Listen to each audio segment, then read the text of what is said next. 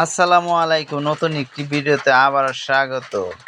আজ আমরা ফিফা বিশ্বকাপ 2026-এ সর্বোচ্চ গোলদাতাদের নামের তালিকা বা গোল্ডেন বুট পাওয়ার আশায় কে এগিয়ে আছে সে বিষয়গুলো নিয়ে আলোচনা করব। আর আমার চ্যানেলে নতুন হয়ে থাকলে ভিডিওটিতে একটি লাইক দিয়ে চ্যানেলটি সাবস্ক্রাইব করে রাখবেন।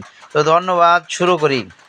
2026 ফিফা বিশ্বকাপের সর্বোচ্চ গোলদাতার বা গোল্ডেন বুট লড়াইয়ে 7 গোল নিয়ে এখন পর্যন্ত যৌথভাবে শীর্ষ অবস্থান করছেন Erling Haaland Norway, Kylian Mbappe France এবং লিওনেল মেসি আর্জেন্টিনা।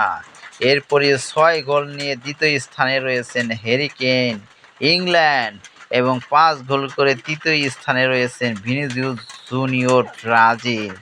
তো বিষয়টি একটু আরও ভালোভাবে বলার চেষ্টা করা যাক। আর্লিং হালান্ড নরওয়ে 7 গোল করে তিনি প্রথমে এ পাল্লায় এগিয়ে আছেন।